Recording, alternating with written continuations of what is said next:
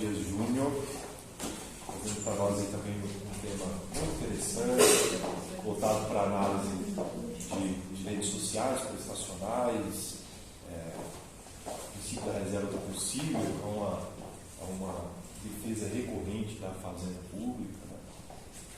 Então, os próximos minutos, 10 minutos, ficam ao seu encargo, João. Bom dia a todos. Bom, eu acredito que eu só tive contato com o professor Fernando, então eu vou me apresentar de forma geral. Meu nome é Edivaldo Dias Santos Júnior, eu venho do colégio Campus Unácio, Campus Engenheiro Coelho, e ao mudar de casa, para Hortolândia, eu também transferi meu curso para esse campus e assim finalizar nesse semestre.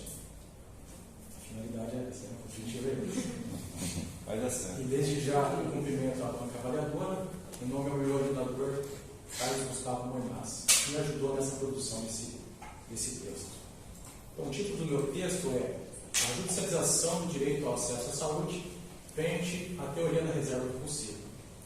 Eu irei abordar a judicialização em seu sentido estrito do termo ao acesso à saúde. Se eu fosse atribuir no sentido lato, de forma genérica, iria abordar vários assuntos aí referente à saúde, como, por exemplo, uma responsabilidade civil em função a um erro médico, ou alguma ação penal em função a uma negligência médica, ou até outros dolos eventuais aí na esfera criminal. Mas eu vou abordar a judicialização da saúde em seu estrito do termo do acesso à saúde. Ou seja, o cidadão se ingressa com uma ação judicial, devendo ele uma prestatividade de atendimento médico, ou um medicamento médico específico, ou até uma cirurgia para que seu estado seja recomposto, e até mesmo uma internação em um leito de UTI.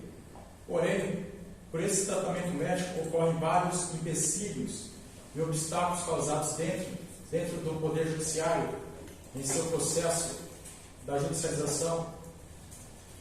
E aí, a judicialização enfrenta, então, um empecilho chamado a teoria da reserva do possível, em alguns exercícios apenas, não de forma genérica dele, mas em alguns exercícios causados por esse princípio. E aí o texto irá apontar argumentos dos dois lados, tanto da judicialização do direito ao acesso à saúde, quanto a essa teoria da reserva do possível, apontando argumentos dos dois lados. No capítulo 1 eu trago a saúde como um direito fundamental. É importante ressaltar um marco histórico dentro da nossa Constituição, que ao passar 6 constituições, deram uma titularidade e exclusividade ao nosso texto constitucional, trazendo a importância da saúde, reconhecendo ela como um direito fundamental. E é importante ressaltar também a origem do Sistema Único de Saúde, juntamente com essa titularidade do nosso texto constitucional. Mas essa titularidade deu-se a origem, então, aos artigos 196 ao artigo 200 da nossa Constituição. E é importante ressaltar o artigo 196, em que diz que a saúde é um direito de todos e um dever do Estado. Mas muitas das vezes ocorre um problema no processo do judiciário, causando aí várias demandas excessivas, causando então uma lentidão em seu procedimento. E é importante ressaltar, eu vi no texto do Fernando, eu não pude inserir ele no meu texto porque eu vim de outra faculdade, mas eu estudei sobre ativismo judiciário e ele ressaltou um autor também que eu destaquei no texto. Eu destaquei o Luiz Roberto Barroso, o atual ministro do STF, onde que ele entende que a judicialização ocorre um certo empecilho da parte do Poder Judiciário, onde o Poder Judiciário entende que ele trata recorrentemente assuntos de grande repercussão social, temas sociais políticos, que cabe o Poder Executivo, o Poder Legislativo, a sua representatividade do povo, a defender os direitos inerentes ao cidadão, e cabe, por legitimidade eleitoral, a sua representatividade, representando o povo e a sua maioria. Mas muitas das vezes o Poder Judiciário se encarga sozinho desse tema, ocorrendo então essa essa demanda excessiva em seu procedimento. E o Poder Executivo, muitas das vezes, argumenta-se que os recursos do Estado são limitados, e meio que ele se desobriga do seu cumprimento e se desvia de suas obrigações frente a essa teoria que a gente chama de reserva do possível. Mas a reserva do possível, ela é uma origem germânica, uma doutrina de origem germânica, onde ela entende que os recursos são limitados, mas de forma positiva, para um melhor gerenciamento, de forma mais responsável.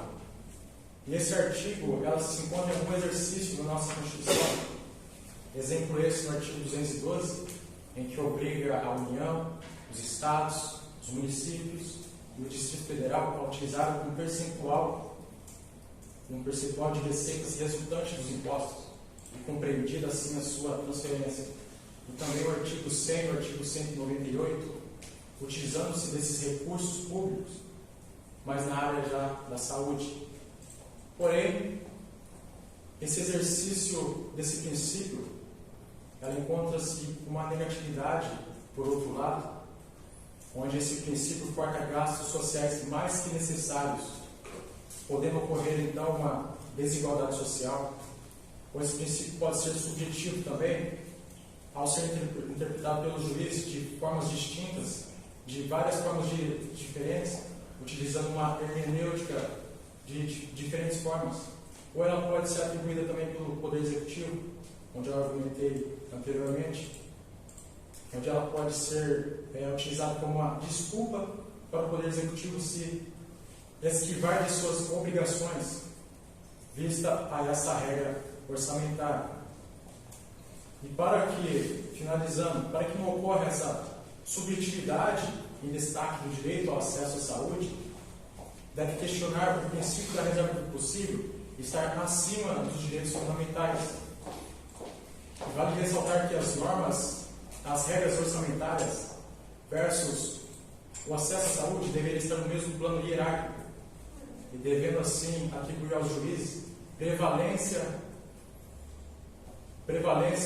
ao direito da saúde, a sua superioridade em relação a esta regra orçamentária. E por uma hipótese dedutiva, para que possam aprimorar os sistemas da saúde e da justiça com a efetividade, o direito à saúde se caracterizar como plena e absoluta, deve-se então ter uma organização em todo o sistema estatal. Mas além dessa organização em todo o sistema estatal, deve-se também ter uma organização na área administrativa da qualidade e prestação de serviço da saúde.